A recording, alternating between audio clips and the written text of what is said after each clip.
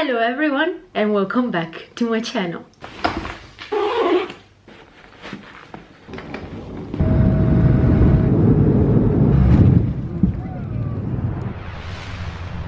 I know that I haven't been posting for quite some time now, I would say 1 month, but I was really trying to get my life together. Let me explain. In 2019, I was definitely not happy with living in Switzerland. I decided to move to Norway. So from that time on, my whole life was about organizing my move to Norway. Organizing the move, organizing the apartment, organizing the job. Everything that I was thinking about was Norway. Then Corona came, so basically everything I was thinking about is I want to move to Norway as soon as possible. I was basically living in Switzerland but not being really present in Switzerland. That's when I started to making YouTube videos talking about Switzerland, but really my mind was focused on moving to Norway. Then I decided not to move to Norway anymore. So all my attention shifted from I need to move to Norway to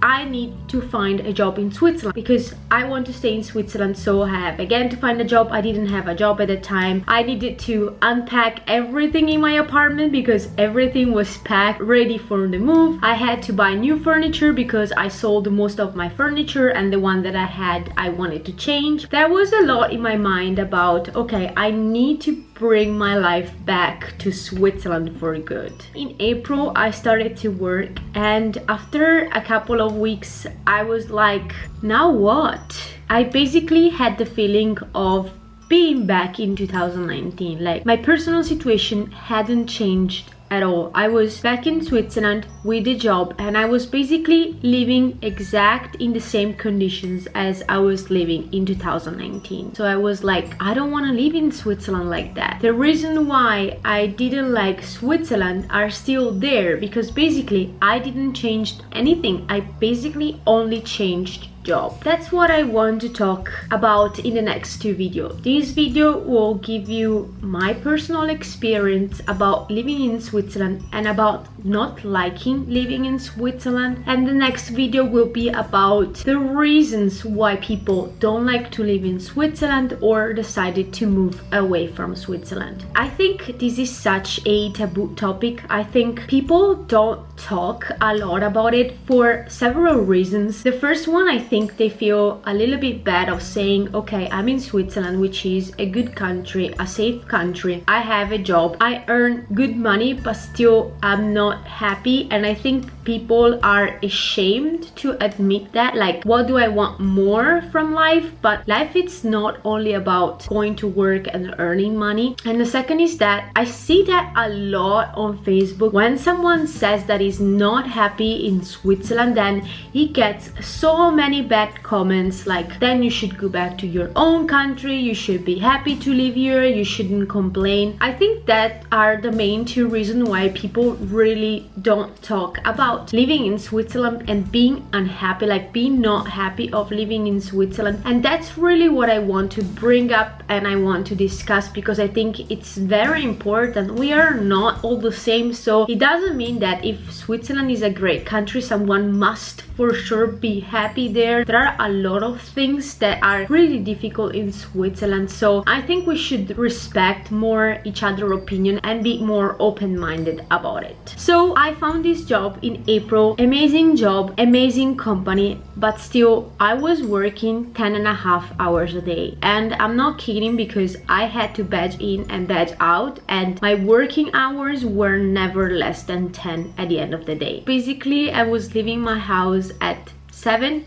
coming back home at 8 with commuting time. That was all what I was doing with my life, because after 10.5 hours of work, believe me, you don't have the strength to do anything else. You do not have the time, because if you want to do some sort of after work activity, they normally start at 6, and at 6 I wouldn't even have finished working. I would probably be in a meeting. So my whole life was once again turning around work. This is one of the main reasons why I was not happy in 2019. and it's one of the main reasons why I choose Norway as country to move to. As I said, in Norway, work-life balance is very important, so basically it's not culturally accepted to work overtime. That's why I decided to quit and accept another offer. I know I was so lucky as to have another offer in the meantime. I had other possibilities, and I know this is not always the case, but I think a lot of times people here are stuck because they are afraid to go and look for other possibilities. Sometimes people tend to remain where they are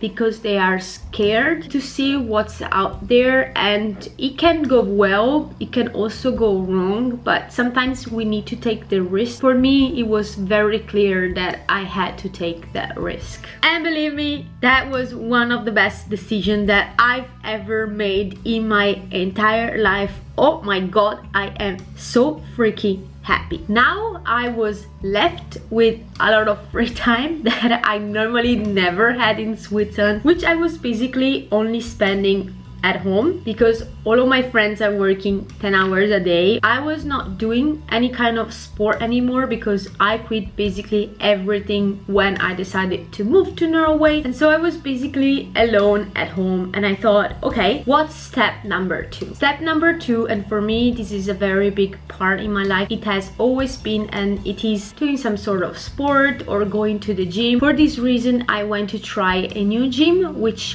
I really liked. The problem is that I was forced to keep a mask on the treadmill, and when I am on the treadmill I run for over an hour, and running with the mask on was the most traumatic experience ever. I really felt I couldn't breathe, so for me the gym membership for now is a no-go. I was playing a sport in the past years, but the problem is that it was taking a bit too much time out of my week. I want it to be a hobby, not like a second work, and so I decided to not go back to what I was doing before and to try something new. Well, it's not exactly something new because as you can see from my t-shirt, it's something that I already did in the past, and that is basketball. I played basketball 20 years ago, and it hurt to say that, like to say, yeah, I played basketball 20 years ago because